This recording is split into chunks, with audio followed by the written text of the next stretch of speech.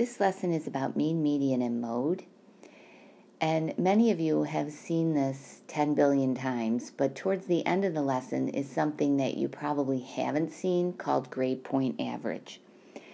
The first one is average or mean, is you add up all the data values and divide by the total number of values. The median is the middle number of the data, so you order the data from smallest to largest, and you pick the middle value or average the two middle values. Mode is the data value that occurs the most, and data sets can have one mode, two modes, could be multimodal, more than two modes, or no mode if no data value is repeated. So Barney opens 10 bags of M&Ms, and the following represents the number of candies in each bag. Those are those little teeny bags of M&Ms. Find the average, median, and mode for this data set.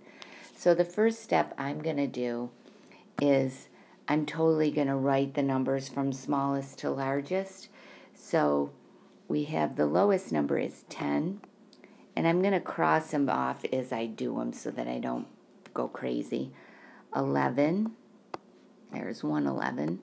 Oh, there's another 11. There's another 11.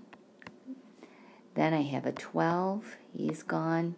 A 13, he's gone. Two 14s.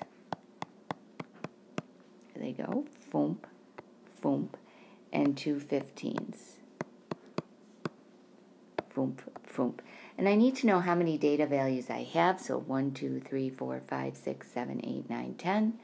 In the problem, I said I had 10 bags of M&Ms.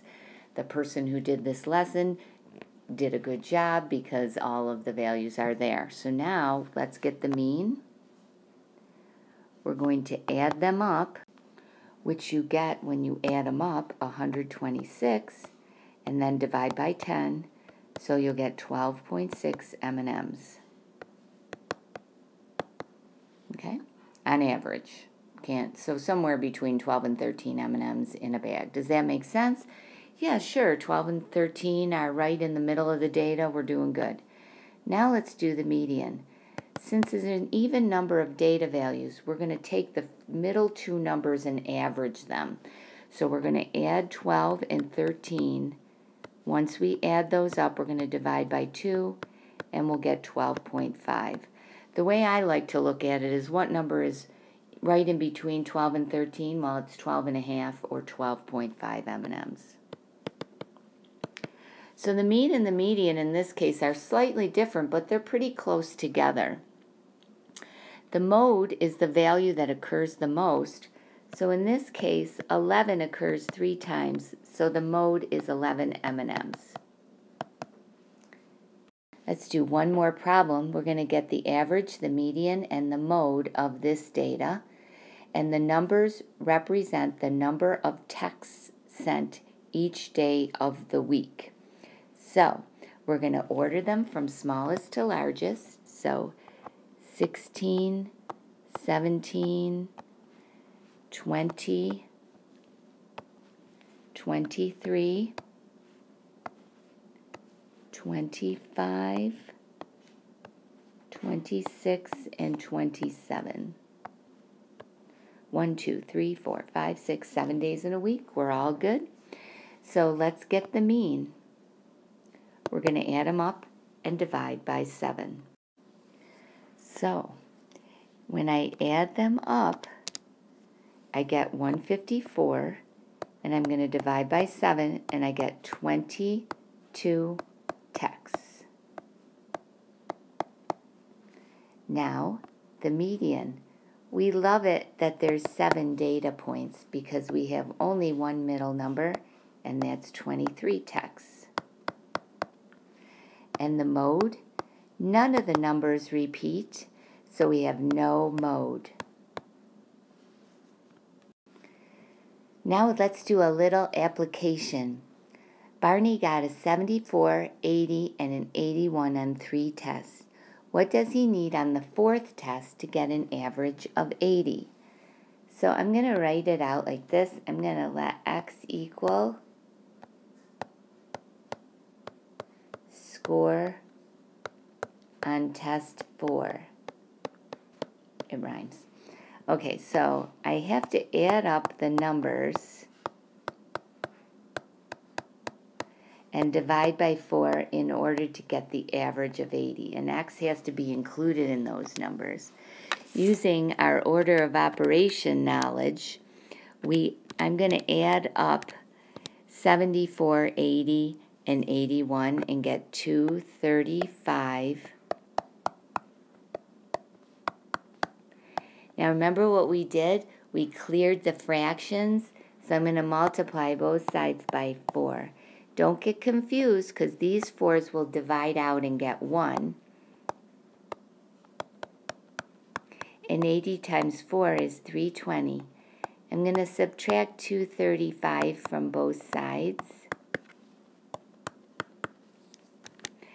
And after I do that, I'm going to get exactly 85. So Barney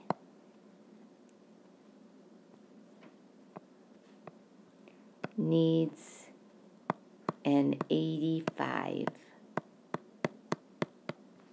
And it's doable for him, but he's scored below an 85 all the time, so he's going to have to really study for this next.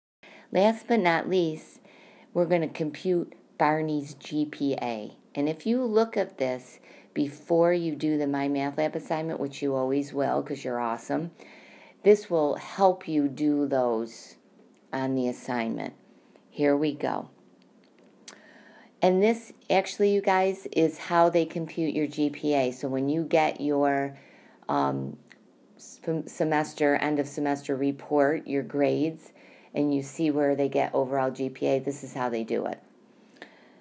So it depends on the credit hours also.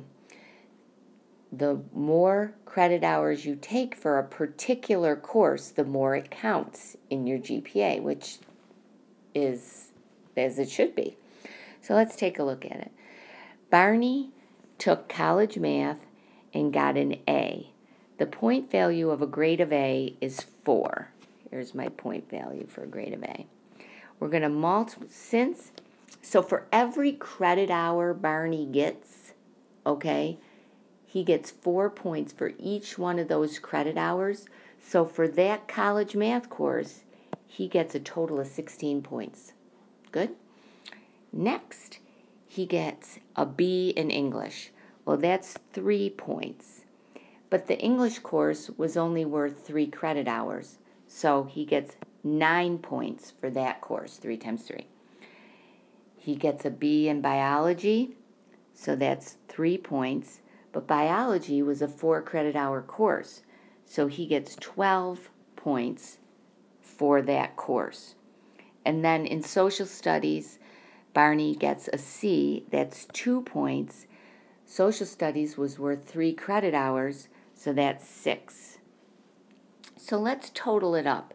First, let's total the number of credit hours he has. Well, 4 plus 3 is 7. 4 plus 3 is 7, so the total number of credit hours is 14. Then we're going to total up how many points Barney has. Well, when we add those up, he has 43 points. So now, to get the GPA, total points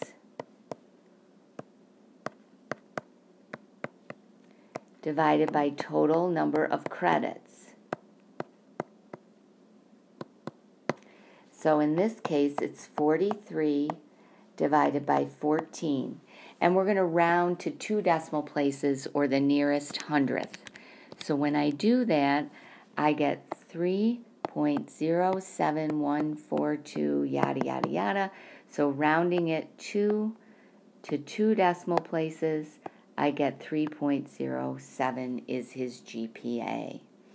So he did pretty well. That C in social studies really brought him down.